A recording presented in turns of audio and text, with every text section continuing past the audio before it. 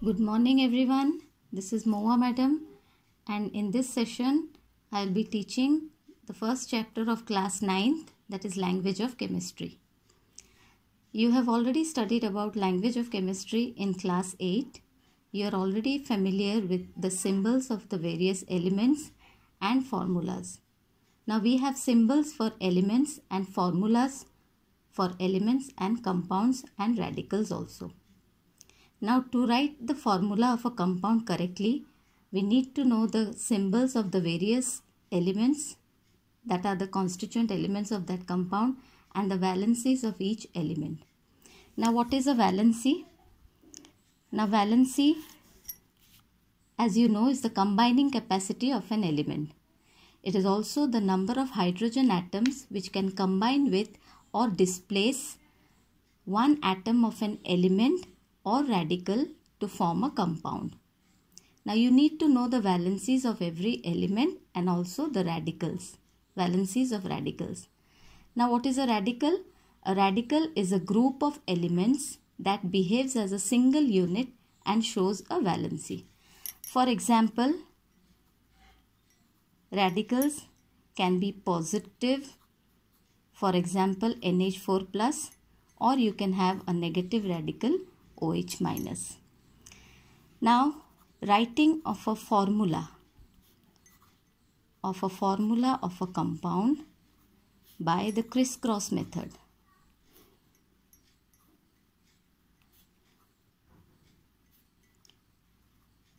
Now let us write the formula of zinc sulfate. Now zinc sulfate is a combination of zinc cation whose valency is 2 plus or 2 with a positive charge, and sulfate has a valency of 2 minus.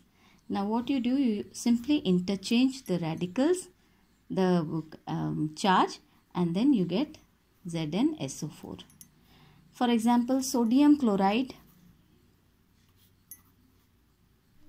formula can be written as Na plus Cl minus, and since they both have plus 1 and minus 1 respectively, it is not mentioned. You simply write NaCl.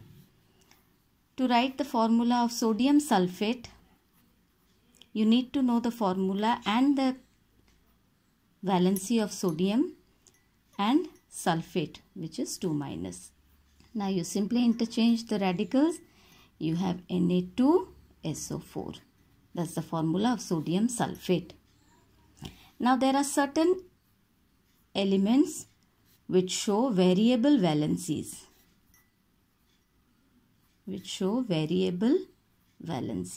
That means in some compounds they show one valency and in other compounds they show another valency. For example, copper has two valencies, 1, 2.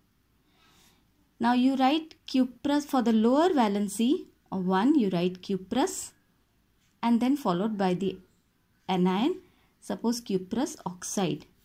Here the valency of copper is 1, so you write 1 plus. Oxide has a valency 2 minus always. So when you apply the crisscross method, you have Cu2O. Now in the new way of writing, instead of cuprous oxide, the modern or new method of writing is copper 1 oxide, where within brackets you write the valency in Roman figures. Then cupric oxide has the formula Cu2 plus O2 minus, and by applying the crisscross method you have CuO. It is also written as copper 2 oxide. Similarly, you have iron having valency 2 and 3. This is called ferric and this is called ferrous, followed by the anions. Okay. Now nitrogen is an element which has a variable valencies. It has valencies of 1 to 5. In N2O, the valency of nitrogen is 1. In NO2, the valency of nitrogen is 2. In N2O3, these are the various oxides of nitrogen. The valency of nitrogen is 3. In NO2, the valency of nitrogen is 4. Likewise, in N2O5, nitrogen pentoxide, the valency of nitrogen is 5. Okay, that's all in your writing of formulas. Please give a practice. When you get your books, there will be lots of practice formulas. You can do them. Next, come to a chemical reaction. A chemical reaction is a chemical change about which you have studied in your lower classes. Now, this can be represented by a chemical equation. Now, chemical equations can be either molecular or word equation. Word equations, you will be asked to write the molecular equation of a particular word equation. You may be asked. So, you all know about the various conventions which you need to follow while writing a chemical equation. You're supposed to write down the states, whether it's a solid or liquid or gas, followed by the names of the reactants by small s for solids, L for liquids, and G for gases. Gases can also be represented by an upward arrow, and in case of precipitates, you give a downward arrow. Now, there are certain limitations in writing a chemical equation. For example, a chemical equation cannot predict the speed of the reaction or the rate at which a reaction takes place. It cannot say whether the reaction is completed or not. So these are the limitations. But in spite of this, by following these conventions, we can know about a chemical reaction to a large extent. The next step is balancing a chemical equation. Now, balancing of a chemical equation is very, very important. In order to balance a chemical equation, the formula of reactants and products are fixed, and hence one can balance an equation by taking appropriate number of atoms or molecules of reactants and products.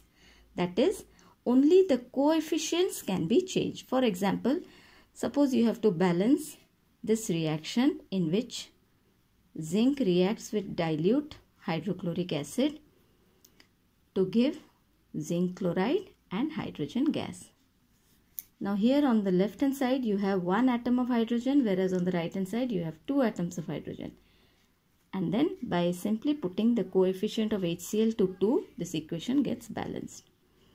Another example, suppose potassium iodide reacts with hydrogen peroxide to give potassium hydroxide and iodine. Now this can be balanced, hydrogen peroxide. This can be balanced if you take two molecules of potassium iodide, and on the product side 2 molecules of potassium hydroxide. That is how you will balance a chemical equation. These are all revisions which you've already done in 8. Please give a good practice. When you get your books, you will get a whole exercise where you have to balance the given equations. Okay. Now let's move on to relative atomic mass, gram atomic mass, relative molecular mass, and gram molecular mass. Now, relative atomic mass, the word relative has to be added, or it is important because it is the number of times one atom of an element is heavier than 1/12 of the mass of one carbon atom. One carbon atom or 1/12 carbon atom. Now carbon has 3 isotopes. You have carbon 13, carbon 12, carbon 14. Now this carbon 12 atom, 1/12 of its mass is taken as the standard, and each element is how many times heavier than this 1/12 mass of a carbon atom is its gram atomic mass. For example, the atomic mass of oxygen is 16. What do I mean by that? It means one atom of oxygen is 16 times heavier than 1/12 of the mass of 1/12 of the mass of one carbon 12 atom. Clear? Now, gram atomic mass is simply the atomic mass expressed in grams. Expressed in grams. For example, gram atomic mass of sodium is 23 grams. Clear? Now, what is gram molecular mass? Sorry, relative molecular mass is the same definition. It is defined as the number of times one molecule of a substance is heavier than 1/12 of the mass of one carbon 12 atom. So this relative molecular mass and relative molecular mass expressed in grams is its gram molecular mass. Now let us calculate the molecular mass of certain compounds. Molecular mass of, suppose, carbon dioxide. Now to calculate the molecular mass of carbon dioxide, you need to know the formula of carbon dioxide and the atomic masses of each constituent elements. Atomic masses of each constituent elements, in this case carbon 12 and oxygen 16. And remember, these atomic masses will be given in the question. Now how do you calculate the molecular mass?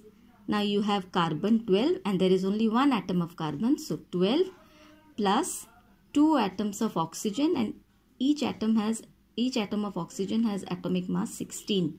So 12 plus 32, that is 44. Either you write 44 AMU, or if gram molecular mass is asked, you write 44 grams. Let's take another example. Suppose calcium sulfate. You're asked to calculate the molecular mass of calcium sulfate, where the atomic mass of calcium is 40. These will be given. Sulfur is 32 and oxygen is 16. How to calculate this? Now one atom of calcium, so that is 40 plus sulfur 32 plus 4 into 16. There are 4 atoms of oxygen. Each atom has atomic mass 16. So it is 40 plus 32 plus 64. That comes to 136. Another example, sulfuric acid. Now atomic masses of hydrogen 1, sulfur 32, oxygen 16. These will be given. Again, I am telling you. So there is nothing to worry and you need not learn all the atomic masses. So 2 into 1, that is 2 atoms of hydrogen, plus 1 atom of sulfur, that is 32, plus 4 into 16, that comes to 98. If it's relative molecular mass, just write 98 AMU or U. If it's gram molecular mass, write 98 grams. Is it clear? Now the last example, suppose ammonium sulfate. How to proceed? Now there are 2 atoms of nitrogen atomic mass 14, hydrogen 1, sulfur 32 and oxygen 16. So 2 atoms of nitrogen, so 2 into 14 plus 8 atoms of hydrogen, so 8 into 1 plus 1 atom of sulfur 32 plus 4 atoms of oxygen 16. So this comes to 132. Is it clear? Now let us study how to calculate the percentage composition.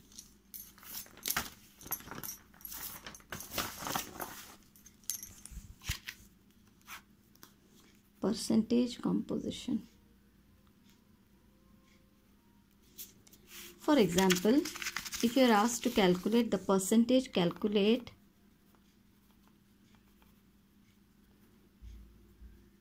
the percentage composition of, suppose, carbon dioxide. Now to calculate the percentage composition of carbon dioxide, first step you have to calculate the molecular mass of carbon dioxide. So C plus 12 plus 2 into 16, that is 44. Now percentage of carbon is 12, that is 1 atom of carbon, so 12 divided by 44 into 100, that comes to 27.27%. Percentage of oxygen. Now there are 2 atoms of oxygen, so 16 into 2, that is 32, divided by 44, the entire molecular mass, into 100, that comes to 72.33. Now when you add these two, it should come to 100%. Is it clear? Now let's try another sum, another example. Suppose calculate the percentage composition of potassium nitrate. You can also be asked calculate the percentage composition of nitrogen in potassium nitrate. In that case, you are only supposed to find out the percentage of nitrogen in the whole molecule. But if it is asked calculate the percentage composition, then you have to calculate the percentage of all the elements, potassium, nitrogen as well as oxygen. Okay, so first you have to find out the molecular mass or molecular weight of potassium nitrate, where potassium atomic mass is 39, nitrogen it's 14, and oxygen, as you know, it's 16. So molecular mass is 39 plus 14 plus 3 into 16, that is 101. Now percentage of potassium is 39 by 101 into 100, that is 38.61%. Then percentage of nitrogen is 14 divided by 101 into 100, that is 13.86. Then percentage of oxygen will be 3 into 16, that's 48 divided by 101 into 100, that comes to 47.52%. I hope it's clear. Let's do the third example. Calculate the percentage of water of crystallization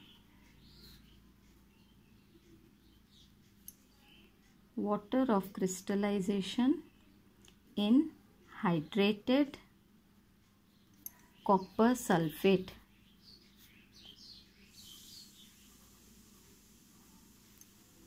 Atomic masses of copper is 64, sulfur 32, hydrogen 1, oxygen 16. This much will be given. So how do you calculate? Molecular mass of hydrated copper sulfate CuSO4 dot 5H2O is equal to 64 plus 32 plus 4 into 16 plus, remember this has to be plus, even if it's a dot, please do not multiply, 5 into 2 plus 16. So that comes to 160 plus 5 into 18, or 160 plus 90, that is 250. Now percentage of water of crystallization can be calculated by the formula 90, that's the amount of 90 grams into 50 grams of hydrated copper sulfate divided by 250 into 100, that comes to 36%. Okay, let's do one last example. Suppose calculate the percentage composition of sodium hydroxide. Atomic mass of sodium is 23, oxygen 16, hydrogen 1. So how to do this? Now calculate the molecular mass of sodium hydroxide, that is 23 plus 16 plus 1, that's equal to 40. So percentage of sodium is 23 by 40 into 100, that's equal to 57.5. Percentage of oxygen is 16 by 40 into 100, that's 40%. And lastly, percentage of hydrogen is 1 by 40 into 100, that is 2.5%. That's all in this chapter. Now in my next video, I will be explaining about some calculations based on equations and empirical formula. Till then, stay indoors, stay safe. Thank you.